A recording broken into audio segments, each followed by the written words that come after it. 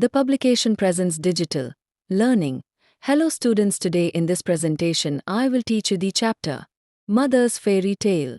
Once upon a time, in a cozy little home, there lived a clever and playful girl named Ruchi. एक समय की बात है, एक आरामदायक छोटे से घर में एक समझदार और चंचल लड़की रहती थी, जिसका नाम रुचि था. Ruchi had a wild imagination and a love for fairy tales, but she was known for her mischief and sometimes didn't listen to her mother. रुचि की इमेजिनेशन शक्ति बहुत प्रबल थी और उसे परीक्षाएं बहुत पसंद थीं, लेकिन वह शरारती भी थी और कभी-कभी अपनी माँ की बात नहीं मानती थी. Every night, before tucking her into bed, Ruchi's mother would enchant her with delightful stories filled with magic and wonder. हर रात, सोने से पहले, रुचि की माँ उसे जादू और रोमांच से भरी प्यारी कहानियाँ सुनाया करती थीं. These tales were a gateway to worlds full of fairies, heroes, and incredible adventures, captivating Ruchi's heart. ये कहानियाँ परियों, नायकों और अद्भुत रोमांच से भरी दुनिया का द्वार थीं, जो रुचि का मन मोह लेती थीं. She would listen wide-eyed, hanging on every word, sometimes flipping through the pages of fairy tale books alongside her mother. वह बड़ी-बड़ी आंखों से ध्यानपूर्वक हर शब्द सुनती थी और कभी-कभी माँ के साथ परीक्षा की किताबों के पन्ने भी पलटती थी. One sunny day, Ruchi's aunt came to visit from Mumbai, bringing with her a treasure trove of surprises, including a special gift for Ruchi. एक धूप भरे दिन, रुचि की बुआ मुंबई से मिलने आईं. वे अपने साथ ढेर सारे उपहार लाई थीं, जिनमें से एक खास तोहफा रुचि के लिए था.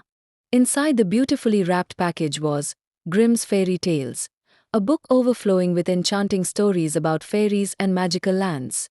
सुंदर पैकिंग में लिपटा वह उपहार, ग्रिम की परीक्षाएं नामक किताब थी, जो जादुई परियों और रहस्यमयी दुनिया की कहानियों से भरी थी. Ruchi was overjoyed. She could hardly contain her excitement, dreaming about the thrilling tales she would discover within those pages. रुचि खुशी से झूम उठी. वह अपने एक्साइटमेंट को रोक नहीं पा रही थी और सोचने लगी कि इन पन्नों में उसे कितनी रोमांचक कहानियां मिलेंगी.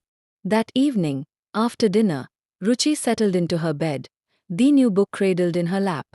शाम को भोजन के बाद, रुचि अपने बिस्तर पर बैठी और नई किताब अपनी गोद में रख ली. Her mother began to read from the enchanting tales, and as each story unfolded, Ruchi was pulled deeper into a realm of imagination. उसकी माँ ने किताब से कहानी पढ़नी शुरू की, और जैसे-जैसे कहानी आगे बढ़ती गई, रुचि कल्पना की दुनिया में खोती चली गई. However, as her eyelids grew heavy, Ruchi soon drifted off into a deep sleep, where her dreams awaited. लेकिन धीरे-धीरे उसकी पलकों पर नींद छाने लगी और वह गहरी नींद में चली गई, जहाँ उसके सपने उसका इंतजार कर रहे थे. In her dream, a sweet melody filled the air, pulling Ruchi into a magical garden lit by the soft glow of the moon. अपने सपने में, उसने एक मधुर संगीत सुना जो उसे चांदनी से चमकते एक जादुई बगीचे में ले गया.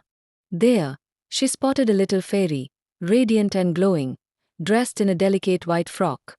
वहाँ उसने एक छोटी सी परी देखी, जो व्हाइट फ्रॉक में चमक रही थी और बहुत सुंदर लग रही थी. Surprised and thrilled, Ruchi approached the fairy and struck up a conversation. Surprised और thrilled से भरी रुचि परी के पास गई और उससे बातें करने लगी.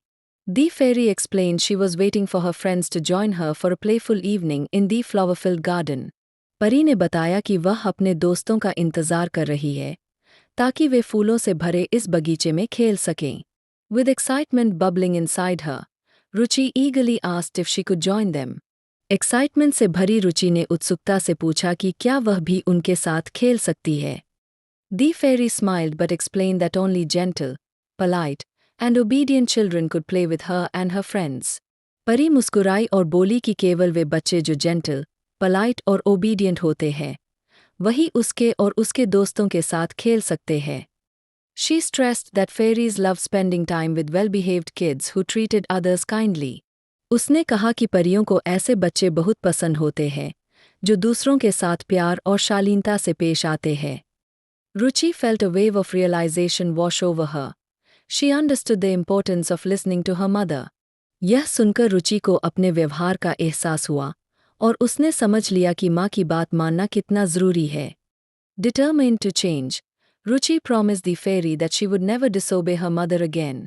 बदलने का निश्चय करते हुए रुचि ने परी से वादा किया कि वह अब कभी अपनी माँ की अवज्ञा नहीं करेगी।